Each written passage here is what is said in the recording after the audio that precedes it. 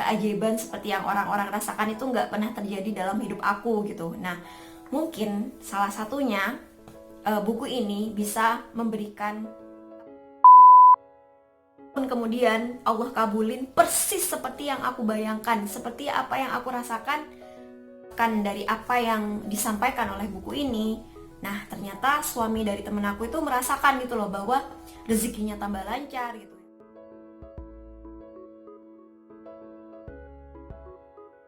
Assalamualaikum warahmatullahi wabarakatuh. Halo semuanya, jumpa lagi di Diana Sutari. Di video kali ini aku bakal ngebahas atau bakal share tentang sebuah buku yang sangat bagus seperti yang aku janjikan di video sebelumnya, yaitu tentang buku Quantum Ikhlas. Nah, kayak apa sih isi dari buku ini? Simak terus videonya ya. Oke, sebelumnya aku disclaimer dulu bahwa aku akan mereview buku ini tentunya sangat-sangat subjektif gitu ya. Aku nggak akan mengulas buku ini secara tata bahasa ataupun secara kayak review buku orang seperti pada umumnya gitu, karena di sini aku adalah fokusnya adalah isi dari buku ini gitu, dimana buku ini tuh menyadarkan kita akan beberapa hal, terutamanya tentang bagaimana sih caranya supaya kita hidupnya tuh lebih mudah gitu, hidupnya lebih bahagia. Nah, kuncinya adalah ada di judul buku ini, yaitu ikhlas. Dan kalau kita sudah ikhlas, maka yang namanya keajaiban itu akan datang dengan sendirinya. Bahkan keajaiban itu bisa kita undang gitu loh, dengan sengaja. Nah, apalagi buat kita yang udah ngamalin amalan sholawat, nah kemudian masih sering bertanya gitu ya, Kak, aku udah ngamalin sholawat tapi kok rasanya keajaiban seperti yang orang-orang rasakan itu nggak pernah terjadi dalam hidup aku gitu. Nah, mungkin salah satunya buku ini bisa memberikan apa ya, kayak pencerahan gitu loh. Kenapa sih doa-doa kita kayaknya masih belum terkabul gitu. Buku Quantum Ikhlas ini ditulis oleh R.B. Sentanu. Dan buku ini sebenarnya udah buku yang cukup lama, karena terbitan pertamanya itu sekitar tahun 2007 dan ini termasuk buku yang bestseller. Awal aku tahu buku ini itu karena ada sebuah tweet waktu itu yang isinya tuh kayak gini. Pernah ada orang yang bilang gini sama aku, apapun yang kamu coba pasrahin, ikhlasin, kalau kamu udah pasrah hopeless, biasanya itu bakal terwujud dengan sendirinya. Nah, dari tweet ini ada beberapa orang yang reply tentang buku The Secret. Mungkin teman-teman sudah tahu buku The Secret itu yang membahas tentang Law of Attraction, hukum tarik menarik. Jadi apa yang kamu pikirkan itulah yang akan terjadi gitu, atau kekuatan berpikir positif. Nah, selain tentang buku The Secret, ternyata ada juga yang reply tentang buku ini, yaitu buku Quantum Ikhlas. Nah, kalau The Secret itu lebih kepada berpikir positif. Nah, sedangkan kalau Quantum Ikhlas ini lebih dalam lagi, yaitu tentang the power of positive feelings. Bahkan di sini tuh buku ini tuh di salah satu logonya adalah kunci rahasia dari The Secret gitu, rahasia dari yang paling rahasia gitu. Nah, kemudian salah satu teman aku waktu itu merekomendasikan buku ini karena suaminya juga baca tentang buku Quantum Ikhlas ini dan merasakan sendiri gitu loh berbagai perubahan hidup, terutamanya dalam kaitannya dengan rezeki gitu. Jadi sejak menerapkan dari apa yang disampaikan oleh buku ini, nah ternyata suami dari temen aku itu merasakan gitu loh bahwa rezekinya tambah lancar gitu ya. Di sini maksudnya bukan buku ini artinya apa ya, bukan buku ini yang mendatangkan rezeki gitu, bukan. Cuman dari apa yang telah disampaikan di buku ini setelah mempelajari gitu ya, ternyata ya itu tadi, rezeki itu kayak yang mengalir gitu loh. Karena aku juga berpendapat bahwa buku ini tuh salah satu buku yang kayaknya tuh isinya mentadaburi isi dari Al-Quran gitu. Apalagi penulisnya kan seorang muslim. Meskipun bukunya ini bersifat universal, tapi banyak sekali kutipan-kutipan ayat Al-Quran dan penjelasan dari ayat tersebut gitu. Setelah membaca buku ini, aku akhirnya bisa memberikan jawaban yang paling pas saat ada teman-teman yang tanya kayak gini, "Kak, aku udah ngamalin sholawat, tapi kenapa ya hajat aku belum terwujud? Padahal sebentar lagi aku bakal ditagih hutang aku gitu, dan itu waktunya kurang 1 minggu lagi. Bagaimana kalau aku gak bisa ngelunasin gitu? Sampai sekarang belum ada tanda-tanda keajaiban." Nah, akhirnya setelah aku membaca buku ini, aku bisa memberikan jawaban yang paling pas. Kenapa saat kita sudah mengamalkan sholawat, tapi rasanya keajaiban itu gak kunjung datang gitu loh. Di penjelasan buku ini, saat kita merasakan takut, cemas, kemudian mengeluh, itu berarti kita sedang berada dalam zona nafsu atau berada di gelombang beta. Nah, sedangkan kalau kita ingin keajaiban itu datang, maka kita harus berada di zona ikhlas. Yaitu zona ikhlas itu adalah perasaan bahagia, tenang, fokus, sabar, dan syukur. Nah, jadi saat kita bersolawat gitu ya, kemudian kita berdoa kepada Allah, tapi hati kita masih kayak ada rasa mengeluh, kemudian rasa ada tidak percaya gitu ya, takut. Nah, maka itulah yang akan terjadi gitu. Karena fokus perhatian kita itu ada pada zona nafsu tersebut. Nah, di buku ini ada sebuah kutipan hadis yang bunyinya, "Allah tidak mengabulkan doa dari hati yang lengah dan ragu." Nah, kembali pada kasus yang aku jelaskan tadi, bahwa saat kita udah berdoa kepada Allah, lalu kemudian kita bilang bahwa kita udah yakin, tapi nyatanya hati kita masih nggak ikhlas, masih nggak berada di zona ikhlas, kita masih ada perasaan ragu, masih ada perasaan cemas, masih ada perasaan khawatir. Nah, berarti hati kita ya masih lengah dan ragu gitu. Jadi intinya adalah kalau kita ingin hajat-hajat kita terkabul, doa-doa kita terkabul, masalah-masalah kita cepat selesai, maka kita harus berada di zona ikhlas atau berada di perasaan yang sangat-sangat positif. Dan cara yang efektif menurut aku bagaimana agar kita selalu berada di zona ikhlas adalah perasaan menerima. Dan itu yang aku terapin gitu. Nah, di buku ini ada sebuah quotes yang bener-bener bagus banget gitu ya di awal-awal buku ini, yaitu kayak gini, "Bukan urusan saya untuk memikirkan diri saya sendiri. Urusan saya adalah untuk memikirkan Tuhan.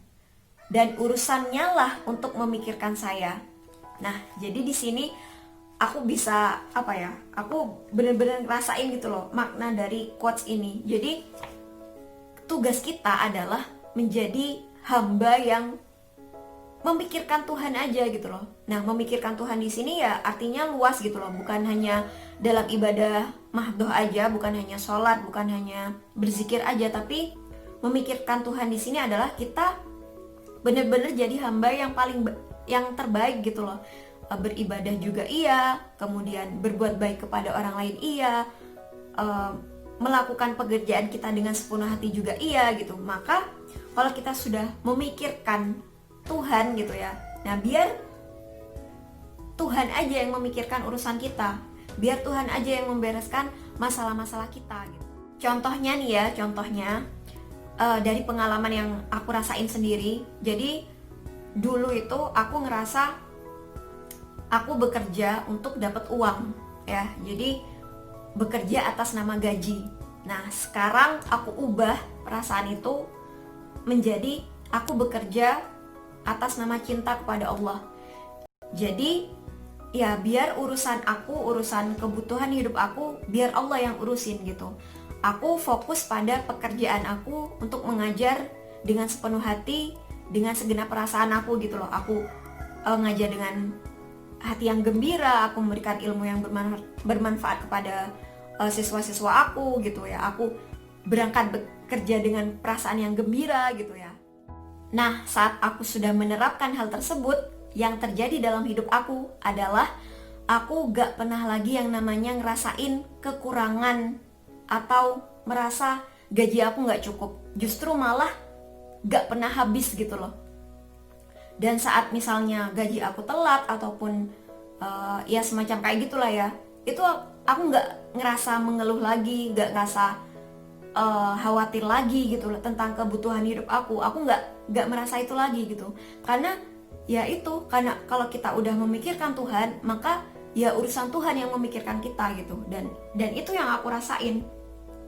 Yang namanya kebutuhan hidup, bahkan bukan hanya kebutuhan pokok aja gitu ya, tapi keinginan aku yang apa ya, yang lain-lain gitu Allah penuhin semua.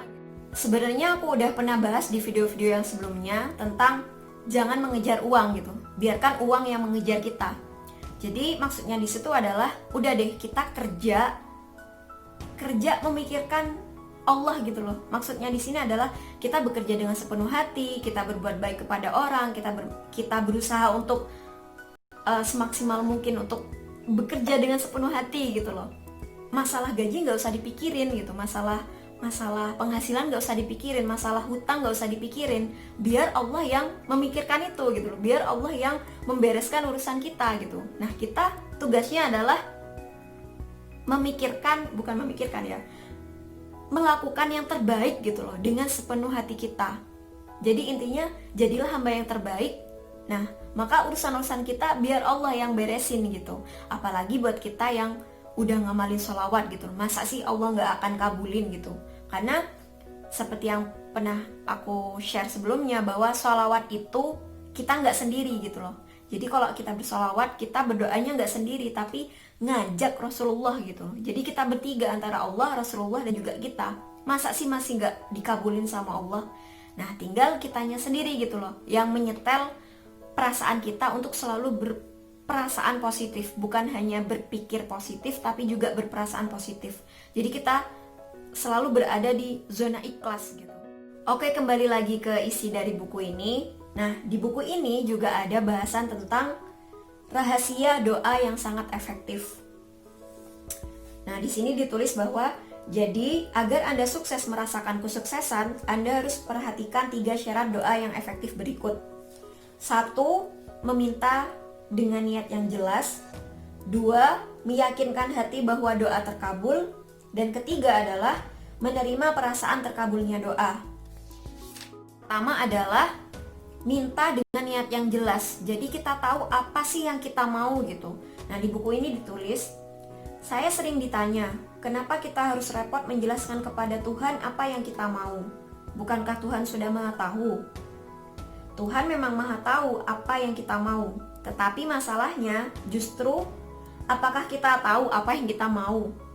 Oleh karena Tuhan bukanlah Maha Pemaksa, melainkan Maha Pemberi. Ia hanya memberi apa yang kita minta. Jadi yang pertama itu adalah kita harus memberikan niat yang jelas gitu loh, kejelasan niat dari doa kita. Nah, yang kedua ini yang penting banget menurut aku, yaitu adalah yakin dan mengizinkan doa itu terkabul. Nah, maksudnya di sini kayak, jadi di buku ini diilustrasikan bahwa misalnya nih, kita punya mobil yang udah rusak, kemudian kita pingin atau berdoa kepada Allah untuk minta mobil yang baru. Nah, tujuan Anda adalah mengganti mobil baru, tapi perhatian Anda terjebak pada mobil lama. Anda lebih banyak mengeluh tentang mobil lama yang sering mogok, sering masuk bengkel, membuat pengeluaran bertambah banyak. Nah, mobil baru pun jauh dari pencapaian karena Anda meletakkan fokus pada penderitaan.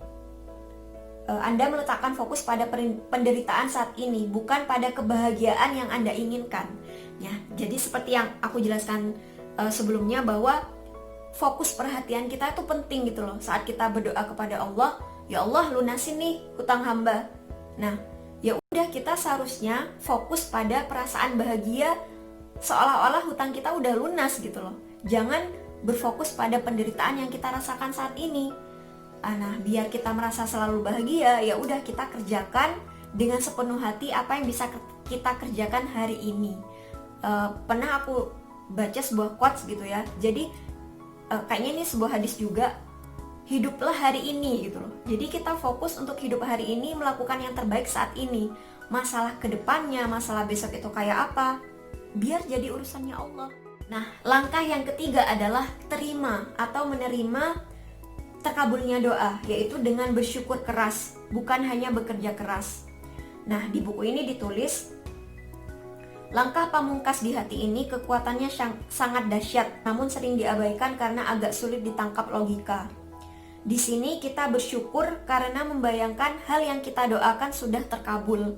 Nah, jadi kita seolah-olah doa itu udah terkabul gitu loh. Kita udah yakin doa itu pasti terkabul dan kita sangat mensyukuri doa terkabulnya doa tersebut. Jadi bersyukurnya itu di depan gitu loh, bukan di belakang. Dengan kata lain, kita seolah-olah benar-benar melihat, mendengar, dan merasakan sepenuh hati bahwa doa kita sudah terwujud. Karena itu kita bersyukur. Jadi, Anda sudah melunasi pembayaran syukur di muka, meskipun pesanan